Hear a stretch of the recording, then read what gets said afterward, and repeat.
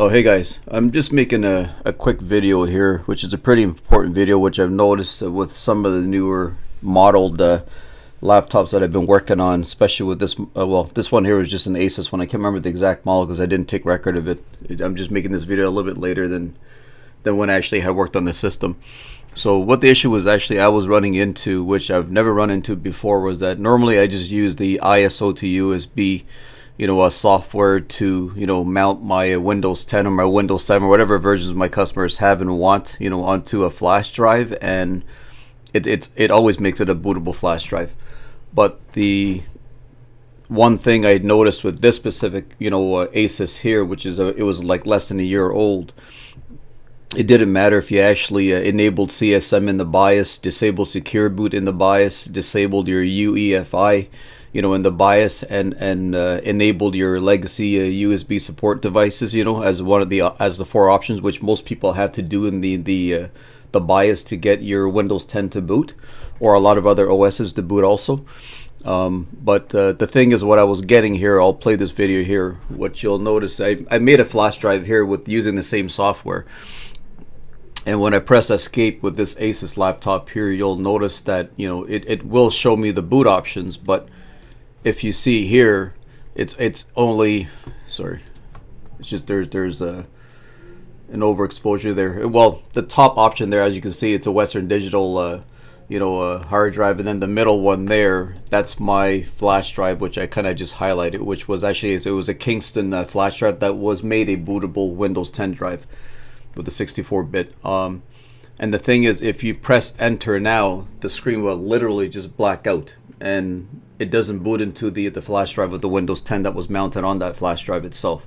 And for a second, I actually thought maybe my image was just messed up, and so I just went to go actually try to mount another Windows 10 ISO that actually had saved in my disk, and the same thing happened. So I'm like, what the heck's going on? So I thought maybe my flash drive wasn't good, so I even tried on a different flash drive. Same thing, it always screens, always blacks out. So my last resort was, I said, I'm just gonna go to the Microsoft website on another PC and then just basically create a bootable disk from their website.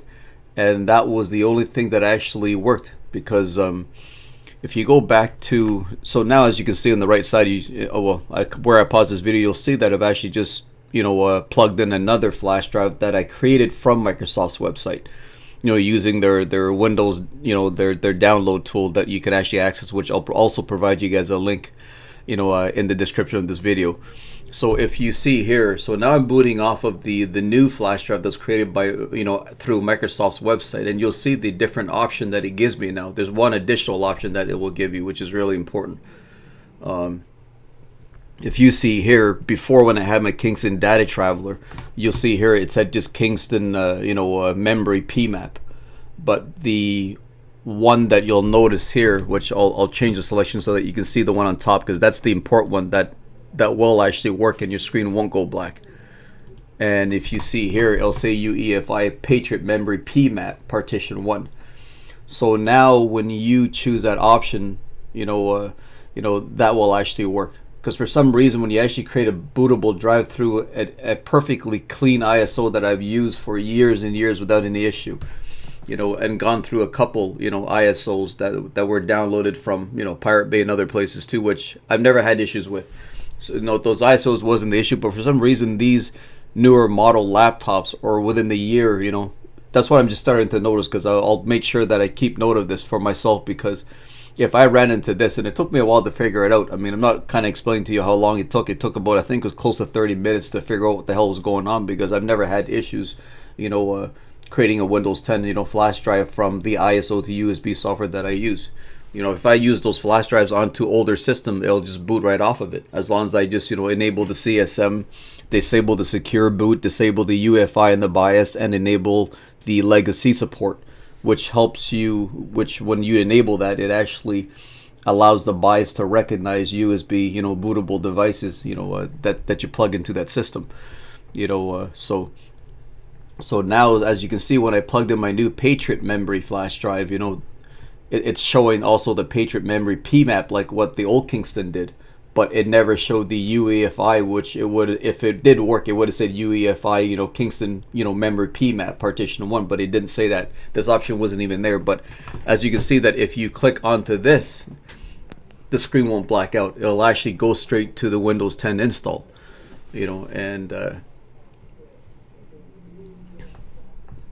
here, let me fast forward this here. Yeah, so I'm kind of just doing a voiceover over my original video, which I don't have any audio recorded, but as you can see here, now it's rebooting, and it should go into the install mode in a couple more seconds here. As you can see, now you're seeing the Windows 10 load up with the flash drive that I just plugged in, the Patriot one. So, you know, and as for this, you know, you guys kind of know what you need to do. You know, agree with the licensing terms, you know, partition your hard drive, you know, and just proceed with the Windows 10, and then do the drivers afterwards. I'll provide the link below, you know, for the Microsoft downloadable tool that you can create your bootable disk. So I mean, if you have a friend that has a Windows-based PC, or you have another system at home, just make sure that you create a bootable flash drive through Windows 10.